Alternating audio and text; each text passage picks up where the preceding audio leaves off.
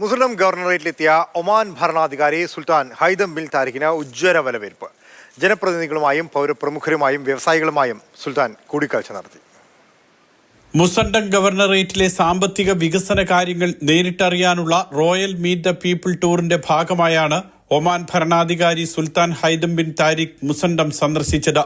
Khasab തുറമുഖത്തെത്തിയ ഭരണാധികാരിയെ ദേശീയ പതാകയും സുൽത്താന്റെ ചിത്രങ്ങളുമായി കപ്പലുകളും ബോട്ടുകളും പൗരാവലിയും ചേർന്ന് സ്വീകരിച്ചു.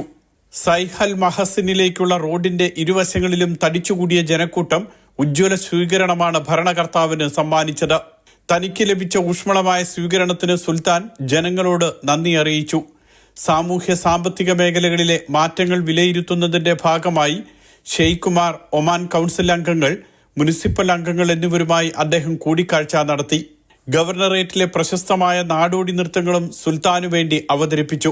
38 കിലോമീറ്റർ ദേശീയപാത കസബ് വിലായത്തിനെ ദിബ വിലായത്തിനോട് ബന്ധിപ്പിക്കുന്ന 70 കിലോമീറ്റർ ദൈർഘ്യമുള്ള പദ്ധതി എന്നിവ ഉൾപ്പെടെ നിരവധി വികസന പദ്ധതികൾ ഈ മേഖലയിൽ നടപ്പാക്കിയിരുന്നു. അൽജറാദിയ മേഖലയിൽ വാണിജ്യ റെസിഡൻഷ്യൽ പ്ലാനും സൈഹൽ വാസത്തിൽ ഒരു വ്യവസായ മേഖലയും സ്ഥാപിക്കുന്നതുൾപ്പെടെ നിരവധി പദ്ധതികൾക്ക് സുൽത്താൻ നിർദ്ദേശം നൽകി. Mathrubhumi news, Muscat.